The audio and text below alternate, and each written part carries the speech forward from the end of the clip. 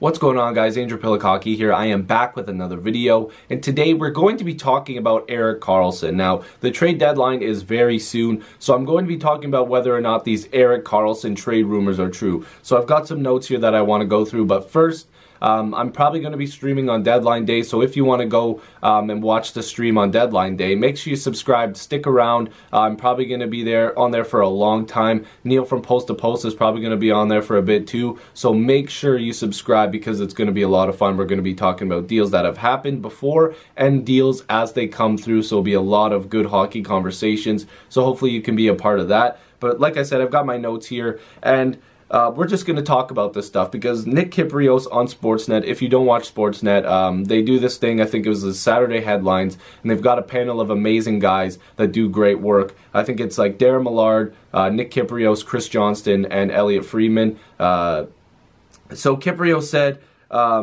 he basically ignited the hockey Twitter world again by saying, don't be surprised if Erik Karlsson will be traded by deadline day. And that really caught me off guard because I don't think it's going to happen.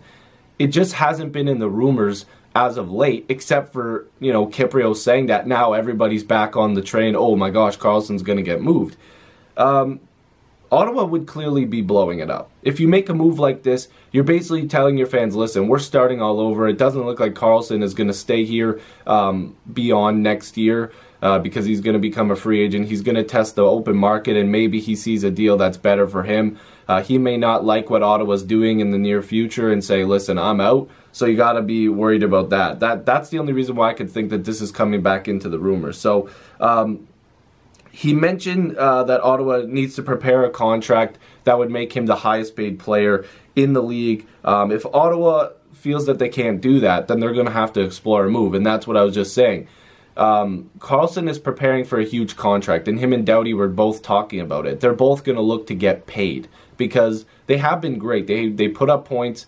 Karlsson's not as great defensively, but he still puts up a lot of points. He's a guy that's going to get it done for you when it comes to the offensive side of the game. And, he shows flashes of being a decent defenseman when it comes to the defensive zone. And quote me if I'm wrong, but I'm pretty sure people have said that he's not that great defensively from what I've seen too.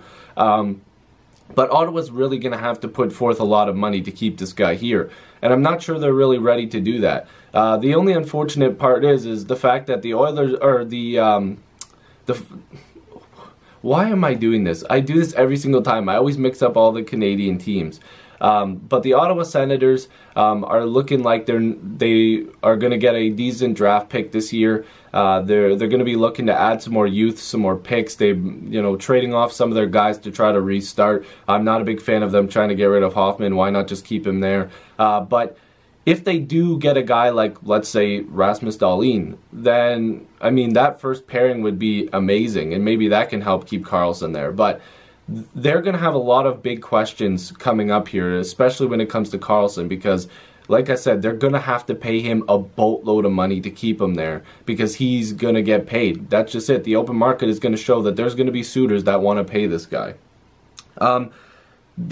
You would get quite a lot of return because 2019 is when his contract is up. Kypreos said this, getting Karlsson right now would mean that you have a shot at going for the Stanley Cup this year because we would only assume a contender is going to give up a bunch for him now.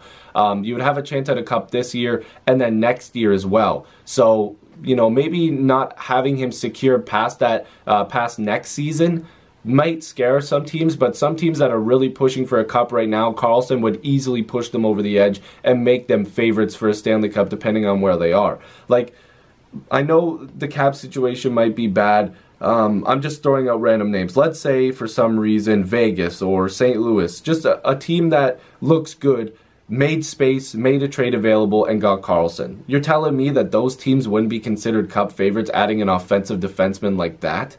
That's the reason why teams might be looking at giving up a ton, because you risk it all for a Stanley Cup sometimes. And having Karlsson for this season and next season is looking real good. And hey, who's to say this team doesn't go, hey, we won a cup this year, and then next year if they start faltering a little bit, you could trade Karlsson off at the deadline. So there's a lot of different scenarios there, but It's going to be a big move for the Senators if they decide to do it. I wrote down here to end it. I can't see it happening, but maybe Ottawa isn't being 100% truthful when they say that they aren't listening to offers. They may be listening to offers right now, and that's why a guy like Kypreos is saying word around the league is don't be surprised if you see him moved by the deadline. So let me know what you guys think about this video. Is Erik Karlsson going to be traded?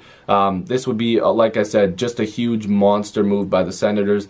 I really don't see it happening, but you never know. Deadline day can bring some surprises. So if you're new, make sure you subscribe. Love to have more hockey conversations with you. I'll see you in the next video or stream. Peace.